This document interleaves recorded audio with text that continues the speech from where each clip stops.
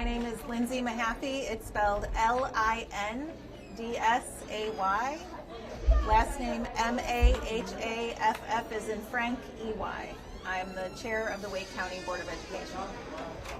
All right, who's starting? All right, so out of 28 candidates, you narrowed it down to Dr. Robert Taylor. What made him the standout for the state's largest school district?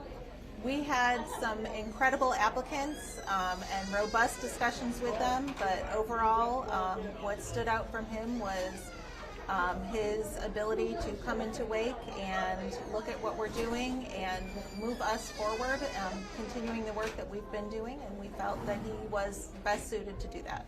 I guess, did you look at any previous experience, such as I think he served in Layton County schools, he had some experience with the state, maybe how did that play a role in selecting him for this job? Certainly the experience part came into it, especially for the initial selection of who we would interview. We, again, had very highly qualified candidates, so it really did come down to answering board questions and how we felt a person fit with the profile the community gave us. Tonight's meeting shows we've got a pretty divided group of parents out there.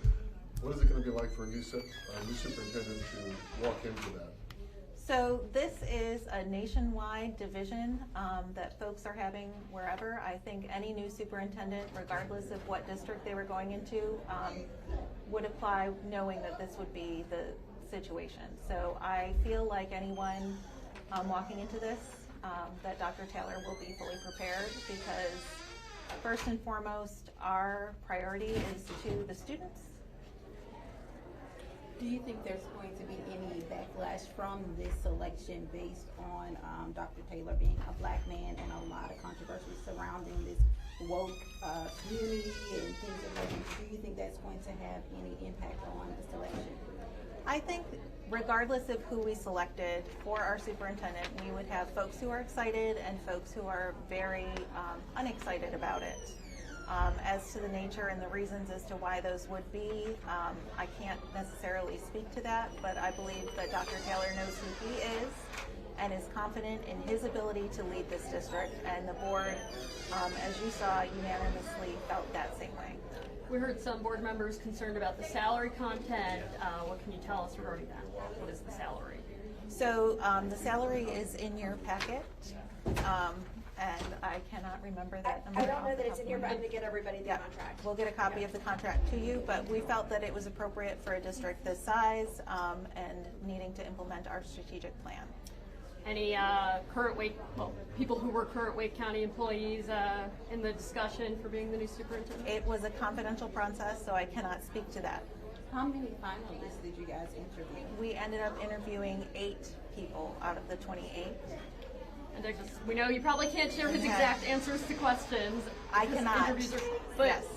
What does he want to do? How does he want to improve Wake County schools? Kind of what are some of the things you gave, the changes that might come? I think looking and making sure, one of the things that was important to me personally was having a superintendent that could balance the intelligence and the requirement of just having a vast wealth of knowledge and education in the state of North Carolina, along with having that emotional piece so that you understand where a parent or where a student or where a community member is coming from when they bring concerns to you. And so that was something, to find somebody who could hold both of those things as I was making my selection. In interviewing Dr. Taylor, did he list out any priorities of his top priorities for the school system? We anticipate a 100-day plan coming into the district, and more will come closer to that October time from when he starts. North Carolina is experiencing one of the largest teacher shortages, as you know. How confident are you in his ability to navigate that and support educators? I think that is something that everyone in the country is struggling with, the teacher pipeline issue. We are working along with the principals from the Drive Task Force to help diversify as part of our strategic plan to recruit, retain schools. So if he can bring fresh ideas beyond what we're doing, we certainly would support that because I think if we don't have teachers in the classroom, we aren't doing our job. Lindsay's got to go back into the board meeting. Is there anything else pressing about the decision? All right, we're going to get a copy of the contract. Thank you. Thank you. All right, Thanks, thank so you all. Thanks,